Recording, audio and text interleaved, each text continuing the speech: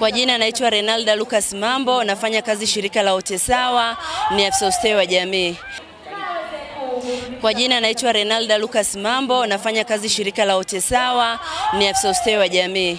Otesawa ni shirika ambalo limejihusisha katika kupinga aina zote za ukatili dhidi ya wafanyakazi wa nyumbani. Otesawa pia tumejikita katika kupinga usafirishaji haramu kwa binadamu. Otesawa tunapatikana jijini Mwanza ambapo ndipo makao makuu. Pia tunapatikana wilayani Kasulu katika mkoa wa Kigoma.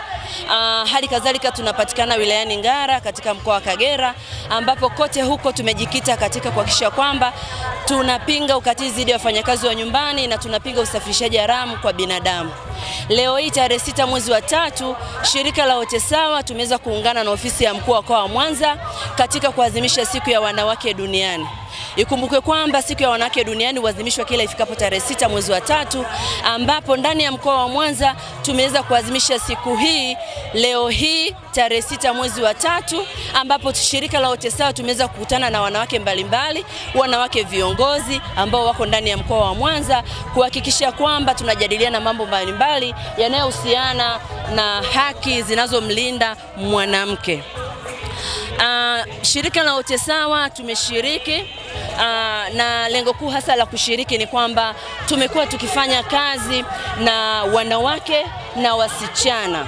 Hivyo basi tukasema ni vizuri tukaungana na wenzetu ili kuweza kuendelea sasa kupambana, kupaza sauti dhidi ya mfanyakazi wa nyumbani. Ikumbuke kwamba tunapozungumzia siku ya wanawake duniani tunamlenga pia mfanyakazi wa nyumbani.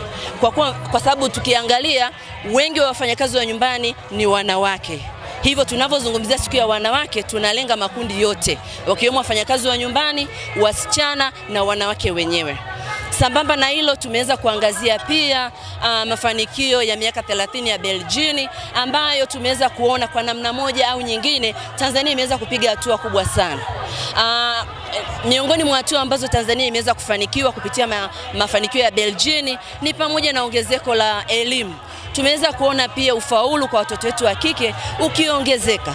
Tumeweza kuona wanawake wakishika hatamu mbalimbali za uongozi, ikiwemo mawaziri, wakuu wa mikoa, wakuu wa wilaya na hata makatibu wakuu. Na mwisho wa siku tumeweza kuona kabisa kwamba tumeweza kumpata Rais wa Jamhuri ya Muungano wa Tanzania ambaye ni mwanamke na ambaye ameweza kutuongoza salama kwa kipindi chote cha muda wake ambacho ameweza kutuongoza sisi wa Tanzania. Hivyo sisi kama shirika la Otesawa bado tunaendelea kutoa wito kwa jamii, hususani kwa waajiri wafanyakazi wa nyumbani, kuweza kuona namna gani mfanyakazi wa nyumbani anaweza akashirikishwa ndani ya jamii ili pawepo na usawa. Ikumbukwe kwamba wafanyakazi wa nyumbani wamekuwa wakisahaulika, nikiwa naimaanisha wamekuwa wakitengwa, wakibaguliwa. Hivyo lengo la shirika la Otesawa ni kuona basi kama kauli mbiu inavyosema, wafanyakazi wa nyumbani na wenyewe pia waweze kuwezeshwa, waweze kuingia kwenye usawa, kwamba pasiwepo na ubaguzi wa aina yoyote, kwamba mfanyakazi wa nyumbani ni mfanyakazi kama alivyo mfanyakazi mwingine yoyote, ana haki ya kulipwa mshahara wake kila mwezi kwa mujibu wa kima cha mshahara cha shilingi 60,000 kwa mwezi. Hali kadhalika mfanyakazi wa nyumbani huyu ana haki ya kupata likizo ya siku 28 kama alivyo mfanyakazi mwingine yoyote. Pamekuwepo pia na matukio ya ukatili ambayo yamekuwa yakiendelea katika jiji letu la Mwanza, hasa kwa upande wa wafanyakazi wa nyumbani. Tumeshuhudia wafanyakazi wa nyumbani wengi wakifanya vitendo vya ukatili, ikiwemo kuchomwa moto, kunyimwa mshahara wao, kuajiriwa chini ya umri wa miaka 14, ambapo tumeona kabisa kwamba haki imekuwa wamekuwa yani wakiwa hawapatiwi haki yao ya msingi ya kupata elimu. Hivyo basi kupitia siku hii ya wanawake duniani, nipende kutoa wito kwa wanawake wote duniani.